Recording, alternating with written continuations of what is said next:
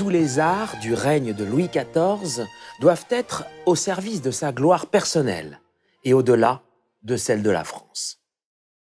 Par les pensions qu'il distribue et le contrôle permanent dont il charge Colbert, le roi maîtrise parfaitement l'image qu'il renvoie non seulement de lui-même, mais aussi de son royaume.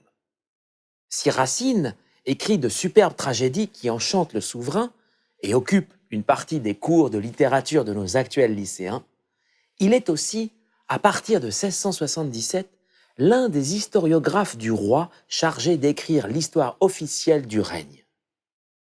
De même, chaque prologue des opéras de Lully glorifie le roi et sa politique.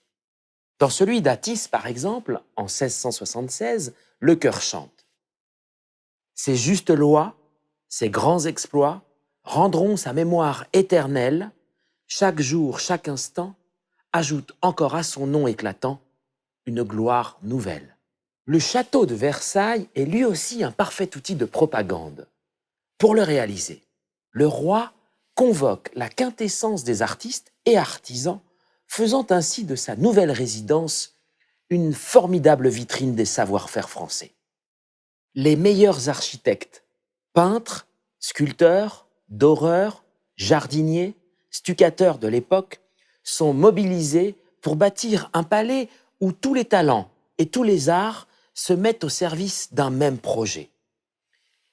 De ce point de vue, on peut parler de Versailles comme d'une œuvre d'art totale.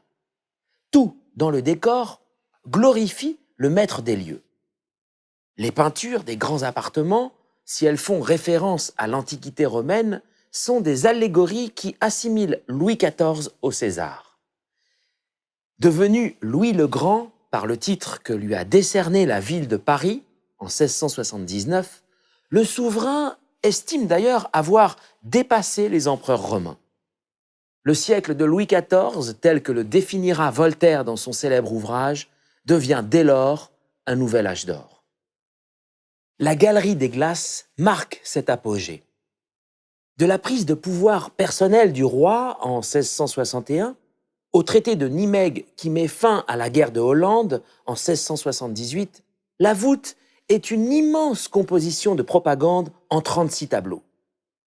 On y voit ainsi le souverain triompher de ses ennemis européens et s'imposer comme un brillant chef de guerre, défenseur du royaume et de la religion chrétienne.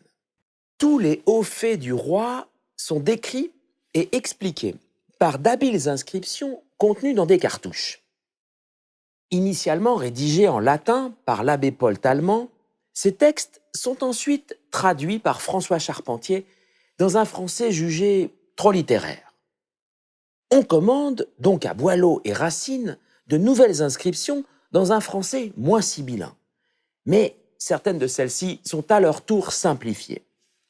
Tout cela pour s'assurer que, lorsque le visiteur admirera les peintures, il comprendra bien, sans jamais se méprendre, le rôle grandiose que Sa Majesté a endossé dans tous ses actes glorieux.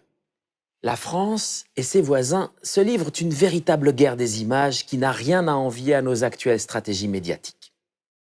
Le but recherché était en effet, comme aujourd'hui, de convaincre le plus grand nombre. Si la représentation de Louis XIV et de sa bonne gestion politique passe par les arts majeurs que sont l'architecture, la sculpture, la peinture, la musique, la littérature, le théâtre et la danse, elle est également diffusée par des moyens moins nobles comme des gravures figurant le roi, ses hauts faits ou ses ennemis en mauvaise posture, dont la diffusion peut être aussi large que rapide. Les adversaires de Louis XIV lui rendent bien entendu la monnaie de sa pièce, en inondant la France, depuis la Hollande ou l'Angleterre, de nombreux pamphlets contre la politique du souverain très chrétien, accompagnés généralement de caricatures peu glorieuses le représentant. La propagande royale connaît donc des limites.